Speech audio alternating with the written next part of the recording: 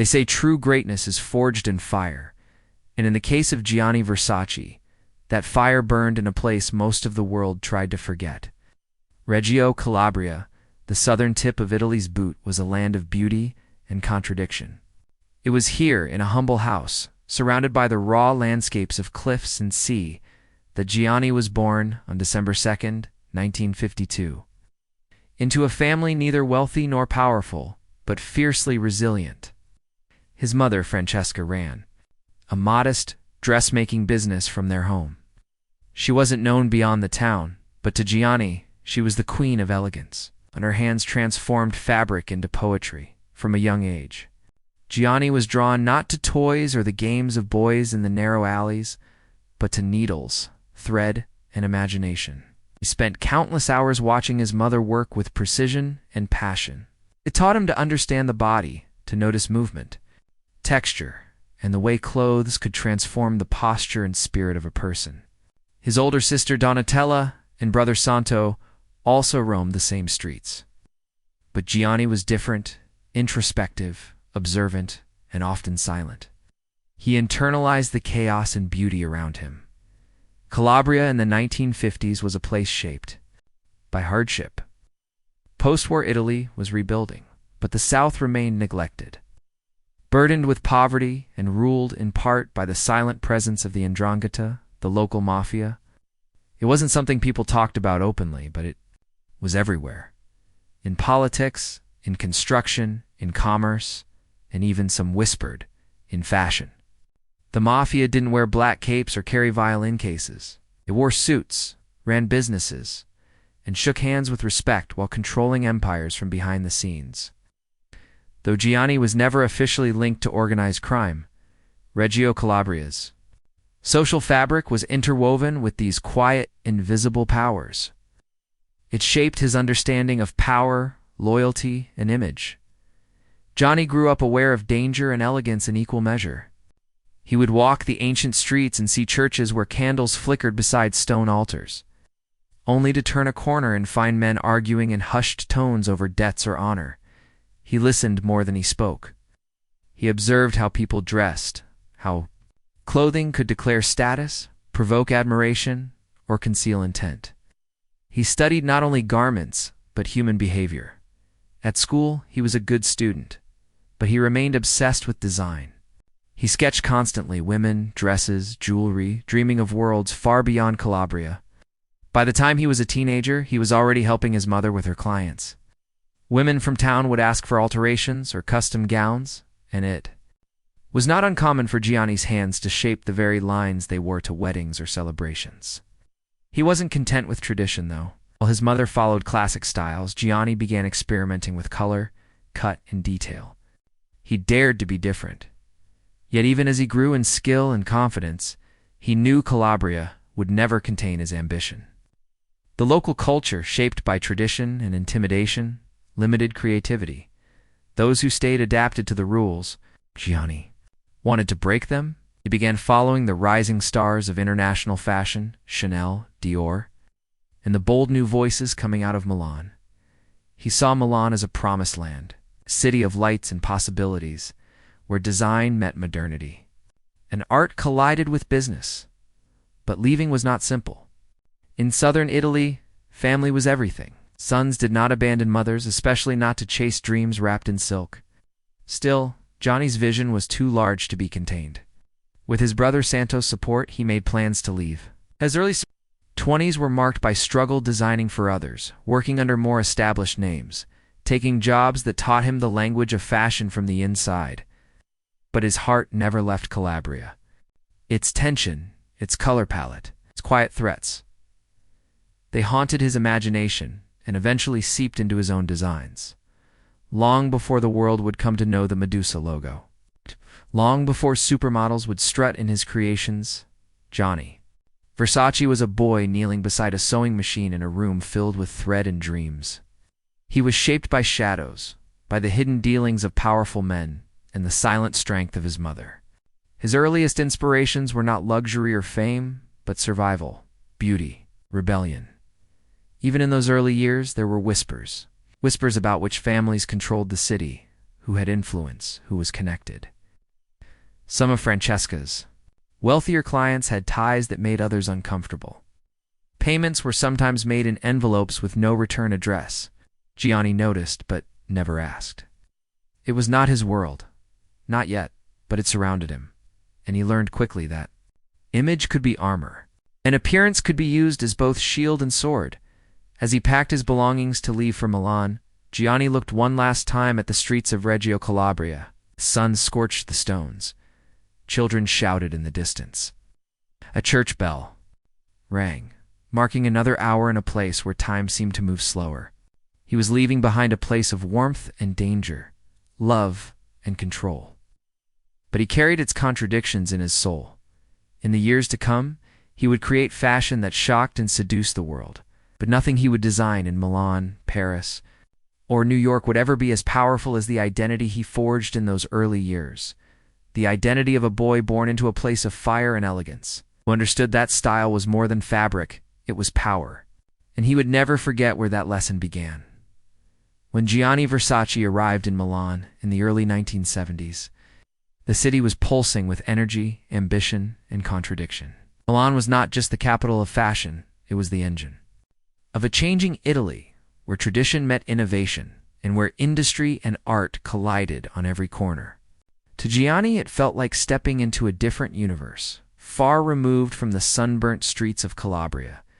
The air smelled of opportunity and risk. Every building, every boutique window, every sketchbook he passed whispered a single message: reinvent or be forgotten. He didn't arrive with a title or a famous name. He brought only his instincts, his sketches, and the relentless discipline forged in his mother's sewing room. He began by designing for a modest fashion house called Gianni, where his talent quickly caught the attention of insiders. Like many new designers, Gianni didn't seek to mimic French haute couture or follow the trends sweeping Europe. Designed with a voice wand that was unapologetically bold, feminine, and sensual, dared to challenge the safe silhouettes and muted colors that dominated runways. He imagined clothing that celebrated the body, that danced with color and movement.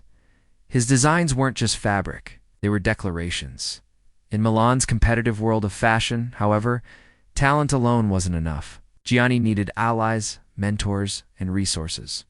He worked obsessively, often through the night, drawing patterns, adjusting drapes, and studying fabrics until they surrendered to his vision. His ambition was not to be like, Tit was to be remembered. He understood that fashion was not merely about clothing. It was a language of influence, desire, and control. And he wanted to speak it fluently. During these formative years, Gianni also witnessed how the fashion industry operated behind the scenes. It wasn't just about creativity. There were deals to be made, favors exchanged, and loyalties bought and sold. The Milanese elite, who controlled magazines, runways, and advertising, had their own hierarchy, a tight circle, not easily penetrated. Rumors often swirled around the relationships between fashion houses and figures in finance, real estate, and even politics. Gianni, still new to this world, listened more than he spoke. He observed how favors flowed through informal channels, how power moved invisibly between handshakes and champagne toasts. As his reputation grew, so did his connections. Wealthy patrons began to notice his flair. His clothing began appearing on rising celebrities and powerful socialites. He had an uncanny ability to turn fabric into emotion, and people paid attention. But behind his rising star was an intense personal discipline. Gianni wasn't satisfied with applause. He wanted to build an empire. And for that, he needed more than recognition. He needed control. By the mid-70s, Gianni was designing not just for Gianni, but also for brands like Complis and Callahan. Each line allowed him to refine his aesthetic and test the limits of his vision.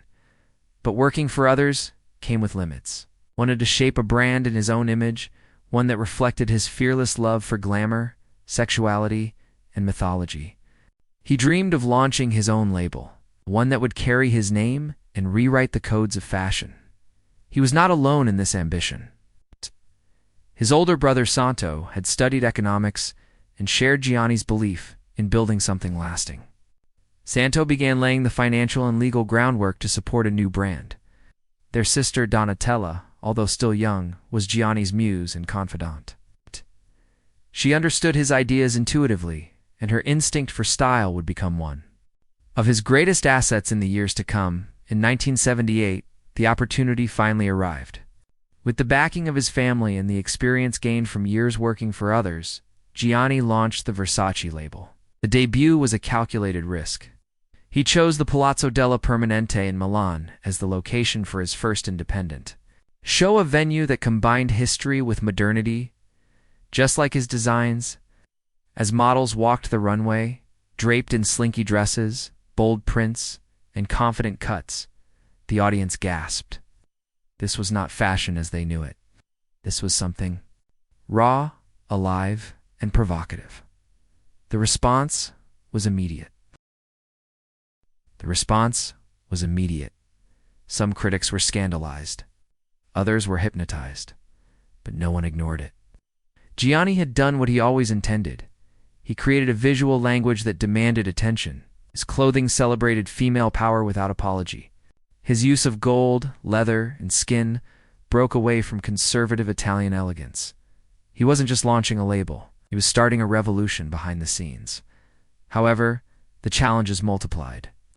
Running a fashion house required more than designer required operations, manufacturing, distribution, legal structure, branding, and funding.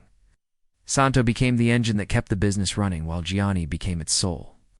The two worked tirelessly, often arguing over direction and priorities. Gianni wanted creative freedom. Santo wanted financial sustainability.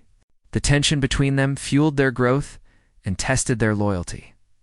As the Versace name spread through Europe, so did whispers about its rapid rise. Some questioned how the brand expanded so quickly, gained access to prime venues, or secured funding from powerful investors. In Italy, where business and politics were often blurred, such questions were common and rarely answered. Gianni never commented on rumors. He focused on his vision, his team, and his next collection.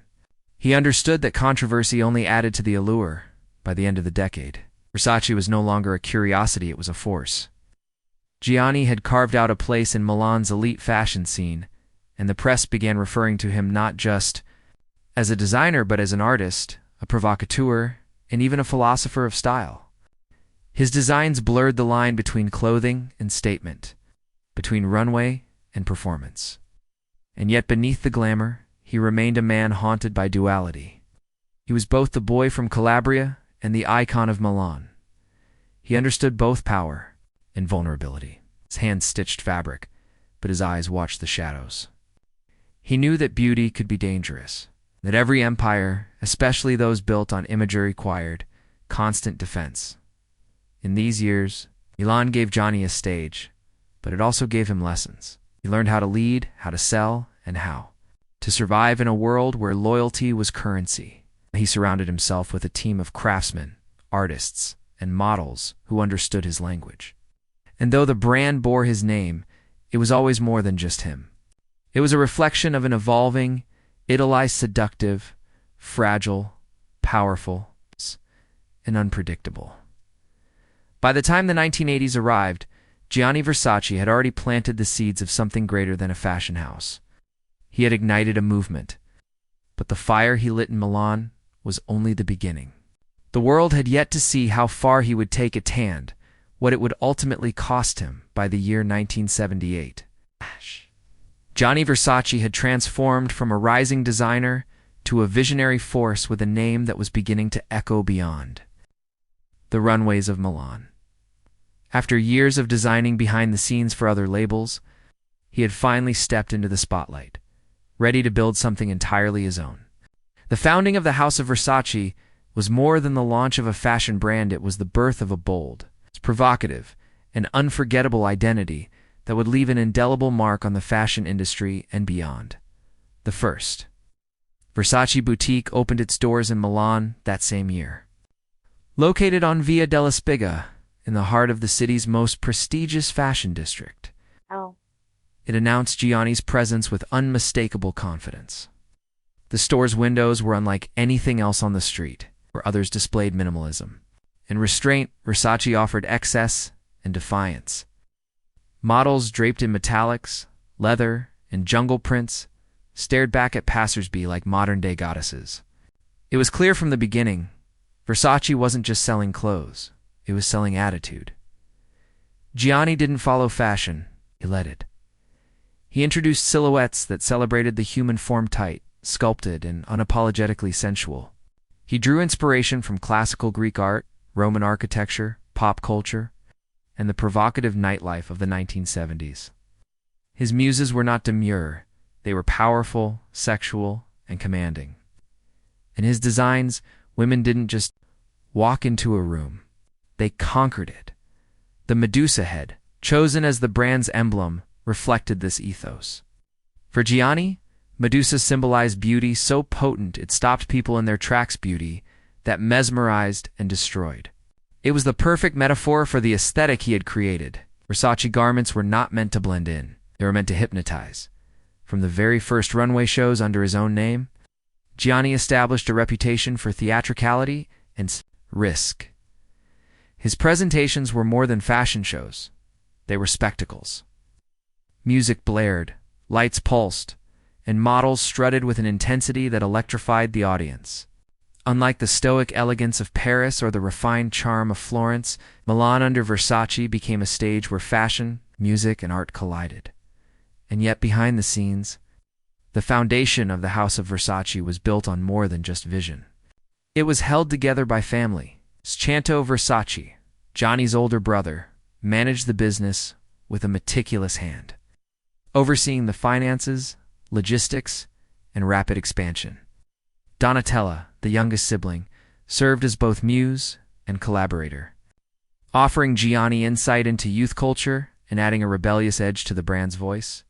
The bond between the three was both a strength and a pressure point.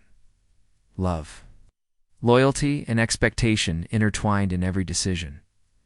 In just a few years, Versace became synonymous with luxury. The brand expanded into accessories, homeware, perfumes, and menswear. Celebrities took notice. Elton John, Madonna, Michael Jackson, and Princess Diana were all photographed in his designs. Gianni understood the power of the image better than most, and he used celebrity as a strategic tool, not just to gain visibility, but to shape the brand's mythos. A Versace dress on a red carpet wasn't just fashion. It was a moment in pop culture, but with fame came scrutiny. The House of Versace's rapid growth raised questions. Some competitors murmured about its financing. How did a young label afford such extravagant shows, boutiques in multiple cities, and global marketing campaigns? Italy in the late 70s and early 80s was no stranger to corruption, and whispers of Mafia-Linked laundering or silent partnerships floated in the shadows. Gianni denied any such associations, and no credible evidence ever surfaced. Still, the speculation persisted. The brand's boldness, its Calabrian roots, and its meteoric rise made it an easy target for gossip. What was undeniable, however, was the discipline behind the spectacle. Gianni was obsessively involved in every detail. He approved fabric samples, directed advertising campaigns, oversaw store layouts, and reviewed every collection until it met his standards. He lived in his studio, surrounded by mood boards, sketches, and half-finished garments. His team worked long hours, often 7 days a week, pushed by Gianni's relentless pursuit of perfection. He believed that greatness was not born in moments of inspiration, but in the repetition of craft, needle after needle, line after line. As the 80s began, the House of Versace became a cultural institution. While other brands focused on tradition, Versace focused on transformation. He redefined masculinity with his menswear line, showing muscular forms, open shirts, and bold colors that broke the mold of conservative tailoring. He championed the supermodel era, making household names of Naomi Campbell, Cindy Crawford, Linda Evangelista, and Claudia Schiffer. These women didn't just wear Versace, they became extensions of the brand's power. Gianni also became one of the first designers to merge fashion with rock music. He collaborated with performers, designed costumes for stage tours, and brought a raw, modern energy into a space that had long been dominated by aristocratic ideals. In his world, fashion was not a whisper, was a roar. Yet, for all its glory, the House of Versace was also a fortress. The pressure to constantly innovate weighed heavily on Gianni. He was a perfectionist who feared mediocrity more than failure. Each collection had to surpass the last. Each show had to be louder, bolder, more unforgettable. There was no room for complacency. He surrounded himself with loyal staff, but kept his circle tight. Few truly understood the weight he carried or the expectations he placed upon himself. Internally, the balance of power between the siblings also shifted. Influence grew, both creatively and within the public eye. Her platinum hair, cigarette-thin frame, and fearless attitude made her an icon in her own right. Santo, ever the businessman, pushed for expansion into new markets. Gianni found himself in the middle, trying to reconcile the heart of the brand with the machinery it had become, but he never lost sight of his mission, to create beauty that made people feel something. Whether it was lust, admiration, or shock, Gianni wanted a reaction. He believed that fashion, like art, should provoke buy. The Medadis, the House of Versace, had secured its place not just in Italian fashion, but on the global stage. The name Versace no longer referred only to a man. It stood for a lifestyle bold, luxurious, fearless. Gianni had built more than a label. He had constructed a world, one where fabric told stories and beauty held power. And yet, as the empire rose, so too did the shadows around it. Success attracted not only admiration, but envy, competition, and speculation. Gianni knew this. He had grown up in Calabria, where beauty and danger often walked hand in hand, and he was prepared to defend what he had built at any cost. By the early 1980s, the name Versace had become more than just a rising label. It was a symbol of unapologetic glamour, sexual confidence, and aesthetic rebellion. Gianni Versace had created a fashion house that spoke louder than its rivals, embraced controversy, and thrived on boldness. The House of Versace was not just admired, it was watched, analyzed, and mythologized. And with that fame came a fascination not only with its runway shows and celebrity clientele, but with the shadows that seemed to follow. Gianni, wherever he went, Gianni understood the game of fame better than most. He was not afraid to step into the spotlight, but he was careful about what he revealed. On stage, his fashion was a scream loud, fearless, seductive, but offstage, he moved with calculated caution. The world was obsessed with his work, his models, his parties, and his increasingly glamorous life. But behind the glittering facade, there were secrets he guarded fiercely. His personal life, his relationships, and especially his past were areas he protected with silence. And that silence only fueled speculation. During this decade, Versace became the preferred brand of the rich, famous, and beautiful. His designs graced the bodies of rock stars, royalty, supermodels, and billionaires. Madonna wore his pieces on tour. Princess Diana stepped out in his gowns. Michael Jackson collaborated with him for tour costumes. The brand had become a cultural force, and Gianni positioned himself at the epicenter of this fusion of fashion and fame. But with celebrity came attention from all directions, including those drawn to wealth and influence for darker reasons. Italy in the 1980s was still navigating a landscape complicated by organized crime. The country was undergoing major political and economic shifts. The corruption touched nearly every industry: finance, real estate, construction, and even fashion. The Calabrian 'Ndrangheta, one of the most powerful and secretive criminal organizations in Europe, had long operated in silence, investing money through legitimate businesses to clean their profits. Rumors swirled that fashion houses, especially newer and rapidly growing ones, had become tools for laundering.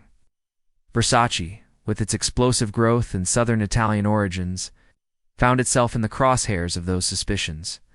To this day, no formal charges or credible evidence have ever linked Gianni Versace directly to organized crime. But the whispers persisted. Investigative journalists occasionally published speculative pieces, and competitors circulated gossip in private circles. Gianni never responded. He believed that feeding the narrative gave it life. Instead, he poured his energy into building his empire and shaping public perception through beauty and brilliance. Yet he was not blind to the world he lived in. He understood how things worked technically in Italy. Business licenses, real estate negotiations, permits, and supply chains all moved more easily with the right contacts. And those contacts were not always clean. Gianni did not speak publicly about this, but those close to him later recalled how pragmatic he was. He wanted his business to thrive, and if that meant operating within the gray zones of Italian capitalism, he would not resist. He did not see himself as corrupt only as realistic. Meanwhile, the Versace lifestyle became as iconic as the clothes themselves. Gianni hosted extravagant parties in Milan, Lake Como, and Miami. His mansion on Ocean Drive became a symbol of opulence, a palatial villa with gold accents, mosaics, and a swimming pool lined with 24-karat tiles. Guests included music legends, actors, designers, and power brokers. It was during these events that the Versace brand blurred entirely into its image. There was no separation between the designer and the myth. But behind closed doors, Gianni lived with increasing complexity. He was a gay man in a world that celebrated him, but also judged him. Although he never hid his sexuality within his inner circle, he was cautious with the media. In the 80s, homophobia was still pervasive, and the AIDS crisis had ignited fear, misinformation, and stigma around the LGBTQ community. Gianni, like many others, feared that being openly gay could harm his business or alienate powerful clients. So he balanced visibility and discretion, a tightrope act that required constant vigilance in his personal life. He found love and stability with Antonio D'Amico, a model-turned-designer, who became his long-term partner. Their relationship was one of deep affection, though it remained largely private during Gianni's lifetime. Antonio supported him quietly, rarely stepping into the limelight, but always present in the background of the empire. As the house of Versace expanded, Gianni grew more protective of his inner world. He trusted few and was known to keep close, watch over his staff, contracts, and collaborations. He had been burned before by opportunists, by jealous rivals, and by those who mistook his kindness for weakness. Over time, his circle tightened. His reliance on family grew stronger. Donatella became not just his creative partner, but a symbolic shield. She could say what he could not. She represented both his rebellious instinct and his loyalty to blood. During this period, Versace began crafting not just clothing, but identity. He played with symbols of wealth, danger, and mythology: Medusa heads, Greek keys, gold chains, animal prints. His runway shows were more than displays, they were statements. Models emerged like warriors. The music was loud. The lighting was dramatic. Each show was a cinematic experience. It's designed to overwhelm the senses and brand itself into memory. Gianni's taste for the theatrical extended to everything he touched. His advertising campaigns were provocative, his home designs decadent, and his interviews calculated. He cultivated a persona that was both accessible and untouchable, a genius, who shared his art but revealed little of himself. But no empire is built without consequence. The larger the house of Versace became, the more Gianni became a target of envy, speculation, and obsession. He received threatening letters, disturbing phone calls, and the occasional uninvited visitor. At first, he dismissed these incidents as the price of fame, but as they increased in frequency, he began to worry. Security around him tightened. He installed surveillance in his homes. Bodyguards became part of his daily routine. And still, the show never stopped. Because Gianni knew that in the world he ruled, vulnerability could not be seen. He buried his fears beneath silks and sequins, wrapped himself in confidence, and walked through the fire he had built. By the late 80s, the house of Versace had become an untouchable symbol of luxury and rebellion. But beneath the brilliance, there were fractured, subtle signs that fame, fortune, fear were colliding behind the curtain, and somewhere, watching from the shadows, those who admired him not just for his genius, but for what he represented. For some, Gianni was a beacon. For others, he was a threat. But to everyone, he was unforgettable. Asterisk.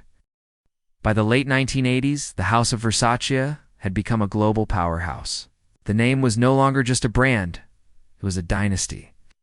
With revenues soaring into hundreds of millions, flagship stores opening in major cities across continents, and a cultural influence that extended into music, film, and art, Gianni Versace had achieved what few designers ever could. But empires, even those built on beauty, are never immune to pressure. As the company expanded, the demands of business clashed with the purity of artistic vision. The Versace name became synonymous not only with glamour, but also with the immense burden of control. Gianni Versace was not just a designer. By now, he was also a businessman, a public figure, a symbol. Every collection he created was more than fashion. It was a performance, an investment, a risk. He micromanaged the empire he had built, from fabric selection to model casting, from perfume packaging to store architecture. He signed off on everything. His attention to detail was legendary, but so too was the weight of it.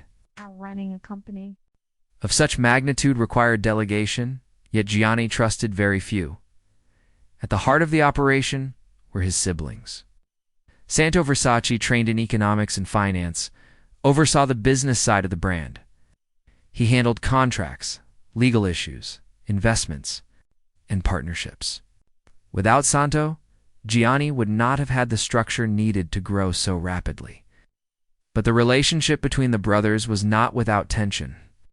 Gianni, driven by aesthetics and emotion, often clashed with Santo's more pragmatic and conservative approach. Their arguments could be explosive creative instinct, colliding with financial caution. Still, their bond held, shaped by blood and shared ambition. Donatella, meanwhile, had evolved into far more than just Gianni's muse. She was now a creative force of her own. With her platinum blonde hair, dramatic presence, and sharp instincts for style and culture, she brought a rebellious energy to the brand. Her growing influence within the company stirred admiration, but also internal rivalry. Some questioned whether her vision complemented or conflicted with Gianni's. Behind closed doors, the dynamic between the siblings was complex. They loved fiercely, but their disagreements were just as intense as the company scaled globally. It faced a new wave of challenges: managing production across countries, securing reliable suppliers, protecting intellectual property, navigating international laws.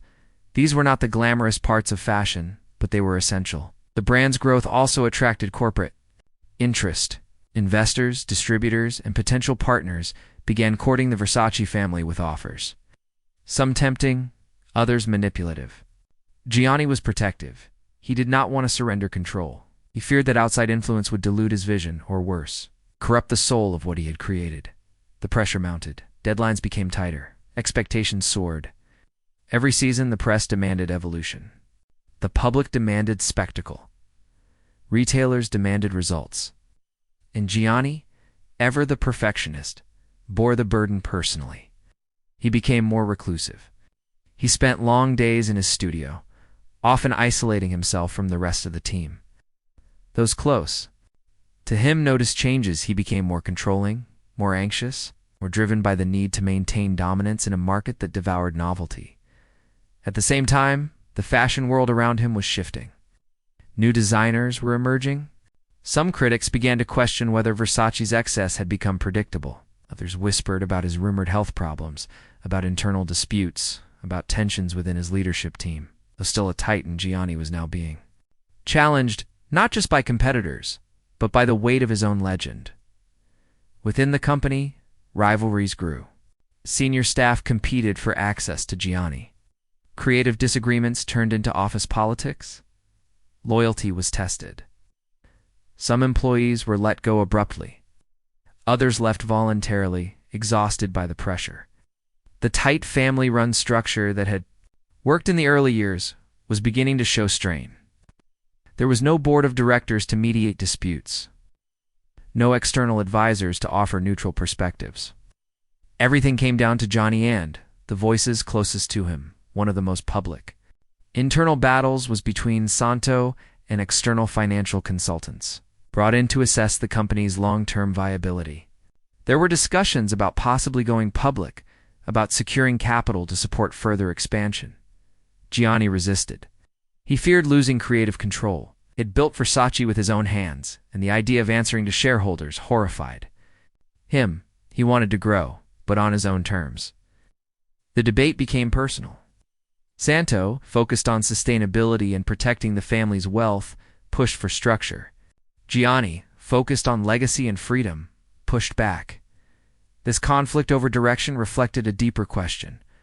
What kind of empire was Versace meant to be? Was it a family business, rooted in identity and intimacy? Or was it destined to become a global institution, steered by corporate logic? There was no easy answer, and the lack of clarity only added to the internal strain. Externally, the brand continued to thrive. Revenues climbed into the hundreds of millions. New lines were launched: children's wear, home decor, jewelry. Versace lifestyle was now complete, from bedroom to wardrobe to dining room. The name adorned hotels, plates, and crystal. But even as the empire expanded, Gianni's inner circle tightened. He trusted fewer people. He became more guarded, more protective of his time, more selective in who had access to him. He also began to feel the cost of success physically. By the early 1990s, he was diagnosed with a rare form of ear cancer. Though he received treatment and recovered, the experience deeply affected him. For a man who had always surrounded himself with beauty, the threat of physical decline was terrifying. He became more aware of time, of mortality, of the fragility of his empire. He doubled down on work, seeking to create faster, better, more, dramatically. Each collection became a statement against impermanence. Behind the scenes, discussions about succession began. Though he had no children, Gianni wanted the company to remain within the family. He groomed Donatella for leadership. He began involving her more deeply in creative decisions. Santo remained in charge of the financial apparatus, but there was no formal plan. Everything was driven by instinct, by family ties, by faith that their unity would outlast any storm. But that unity was fraying. Donatella, though loyal sometimes, felt overshadowed. Santo, though committed, sometimes felt dismissed. And Gianni, despite his brilliance, had become a man trapped between love and leadership. He wanted to protect his legacy, but he also feared letting go as the mid-90s approached. The House of Versace stood at a crossroads. The brand was iconic, the name was global, the power was undeniable, but the center was trembling. Gianni was tired. The family was tense. The rivalries within and around the company were growing louder. And while the clothes remained vibrant, the man behind them was beginning to fade under the weight of it all. In the summer of 1997, the fashion world shimmered with unrestrained excess. Designers were kings, models were gods, and fashion shows were broadcast like cinematic events. At the center of it all stood Gianni Versace, the sovereign, ruler of a fashion empire he had built with his own hands and vision. His name had become more than a brand. It was legend. The Medusa symbol was now a global insignia for power, sex, and audacity. But as he walked through his sunlit villa on Ocean Drive in Miami Beach, the man behind the myth was unaware that the final chapter of his life had already begun. Gianni had traveled to Miami, a July for rest and creative reflection. He loved the city for its fusion of Latin flair, tropical heat, and architectural charm. It was here, in the Casa Casuarina mansion, his sanctuary adorned with marble, mosaics, and golden embellishments, that he found inspiration and escape. The mansion was an extension of his identity, theatrical, luxurious, unforgettable. Yet despite the walls he built around him, the world outside was growing louder, stranger, more unpredictable. That summer, Gianni had every reason to celebrate. He had overcome a cancer diagnosis in the early 90s, returned stronger than ever, and was preparing for the next great leap in the Versace brand. Plans were underway for a public offering that would elevate the company to new financial heights. Versace boutiques continued opening in key global cities. The upcoming couture show in Paris promised to be another milestone. Personally and professionally, Gianni was at the top. But he was also, or perhaps the first time in decades, beginning to relax.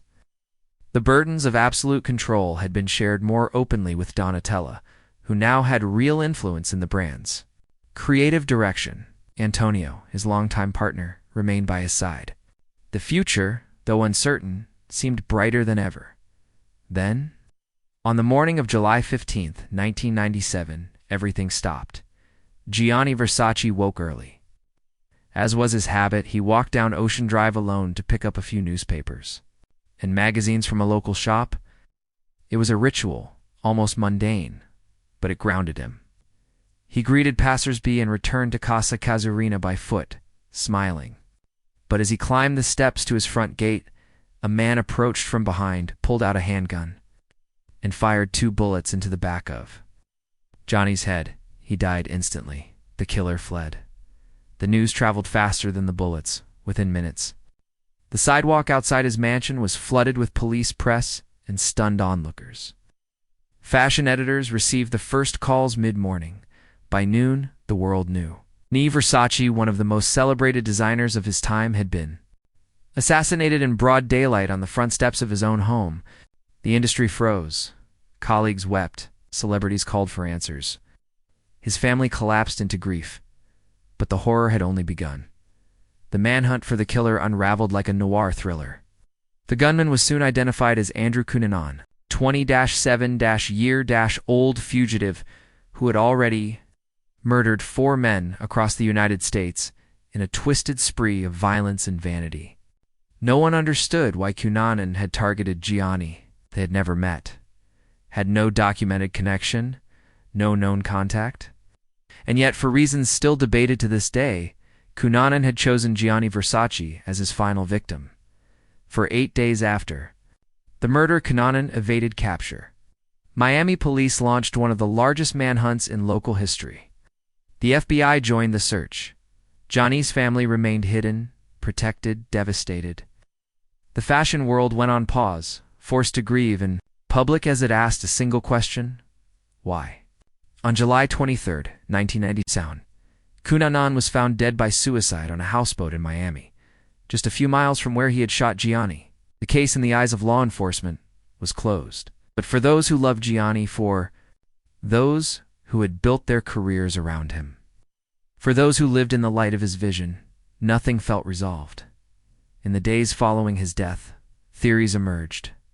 Some speculated that Cunanan had imagined a connection to Gianni. Others proposed more sinister motives involving fame, obsession, or revenge. Theories ranged from romantic delusion to conspiracy, but the truth remained buried beneath the fog of tragedy. As the public tried to understand what had happened, the private world of the Versace family was in crisis. With Gianni gone, the company lost not just its founder, but its heartbeat. The man who had approved every design, controlled every message, and inspired every campaign was gone in an instant.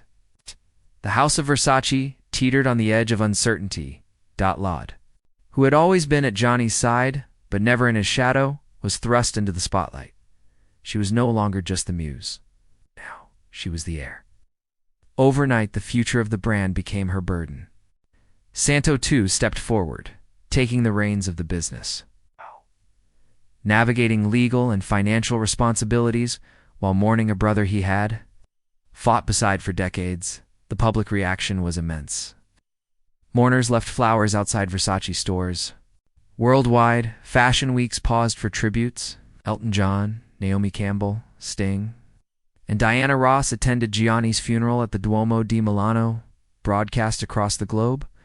Princess Diana, just weeks before her own tragic death, walked into the cathedral in tears. It was a moment of collective heartbreak, a farewell to not just a man but an era in the wake of his death. Journalists, biographers, and documentarians began piecing together Gianni's life. Every photo, every quote, every rumor resurfaced. Questions were asked with renewed intensity. Was there more to his death than met the eye? Had his fame attracted not just envy but violence? Had the dangers Gianni had learned to manage since? His youth in Calabria finally caught up with him. No credible evidence ever linked Gianni's death to organized crime. Despite decades of suspicion and speculation about mafia influence in Italian fashion, the FBI maintained that Andrew Cunanan acted alone. But the mystery of why Gianni then remained unsatisfyingly unresolved. In truth, perhaps the real cause of his death was the fame itself. Gianni Versace had become a symbol too large, too powerful, too mythical. For someone like Cunanan, desperate, delusional, craving notoriety, killing a legend meant becoming one. In the end, the act was not personal. It was symbolic. A violent attempt to steal immortality, but Cunanan failed. Because while Gianni Versace's life ended that morning, his legacy did not. The fall of a giant is never clean, shakes the ground, splits the sky, and leaves echoes in the silence. Gianni's death was not just the end of a man, it was the end of a moment in culture. A moment when fashion was fearless, when beauty was theatrical, and when one man could reshape the world. With scissors, silk, and fire, Gianni Versace was gone, but the world he created refused to vanish. The shock of his assassination had frozen the fashion industry in mourning, yet even in grief, the machine had to move forward. The lights of the runway would turn back on. The stores would reopen. Versace nepped in gold and myths still hung on storefronts across Milan, Paris, New York, and Tokyo. But behind the curtains, the family was left with a singular question. How do you carry on the empire of a man whose vision had no blueprint? Donatella Versace had spent decades beside her brother, serving as muse, confidant, and creative partner. But now there was no one to defer to. The weight of an entire empire fell on her shoulders. Mourning gave way to action. Within days of Gianni's death, she and Santo met with lawyers, financial advisors, and senior executives to outline a succession plan. The company would remain under family control. Donatella would lead the creative direction. Santo would oversee the business. But more than structure, what they needed was belief. From investors, from the public, from the staff, that Versace could survive without its founder. The media was skeptical. Rumors surged that the company would collapse. Analysts speculated about a sale. Internally, the pressure was enormous. Donatella had to deliver a new collection just weeks after Gianni's funeral. It would be the first Versace show without Gianni's hand. The world watched. If she failed, the brand could falter forever. And yet on the night of that show, something extraordinary happened. As the models took the runway, cloaked in sleek silhouettes, Baroque prints, and defiant femininity, the audience erupted into applause. The collection was not only worthy, it was bold, mournful, and powerful. Donatella had not mimicked her brother. She had honored him while asserting her own voice. The show became a statement. Versace was not dead. It had been reborn in grief, resilience, and reinvention. From that moment on, Donatella became more than the sister of a legend. She became a force in her own right. Her style was edgier, darker, more urban. She embraced risk, embraced celebrity culture, and navigated the brand through a new era of digital media, changing tastes, and economic turbulence. She battled addiction, public scrutiny, and moments of personal collapse, but never surrendered. For 2 decades, she kept the house alive, even when the industry doubted her. Meanwhile, the world around the brand changed dramatically. The rise of luxury conglomerates like LVMH and Kering created a new playing field. Independent houses like Versace struggled to match the financial muscle of corporate giants. Santo continued to protect the company's independence, but the pressure to sell increased each year. Investors wanted growth. Markets demanded scale. And slowly, the family came to realize that to protect Gianni's legacy, they might have to let go of some control. In 2018, the House of Versace was sold to Michael Kors Holdings, later renamed Capri Holdings, for over $2 billion. Donatella remained as chief creative officer, preserving her role as the guardian of the brand's soul. It was the end of an era of family ownership, but not the end of the legend. The sale ensured Versace's global expansion and financial stability in a world ruled by scale. Yet, legacy cannot be measured only by business deals or quarterly earnings. Gianni Versace's impact lives far beyond fashion. He redefined what a designer could be, not just a tailor of trends, but a shaper of culture. He blurred the lines between high art and pop culture, between sexuality and elegance, between myth and modernity. He empowered women with his designs, celebrated the beauty of the male form without apology, and gave queer identity a powerful, unapologetic place in global luxury. His influence is visible in every designer who dares to combine excess with elegance, in every runway that becomes a stage, in every campaign that challenges norms. He transformed the model into a superstar, the fashion show into theater, and the logo into mythology. The Medusa still gleams not just in gold, but in memory, beyond. The glamour there is something deeper. Gianni taught the world that beauty is not safe, that it can be dangerous, provocative, revolutionary. That fashion is not just about covering the body, but revealing the soul. He believed in the transformative power of image, and he used it to tell stories of freedom, of desire, of power.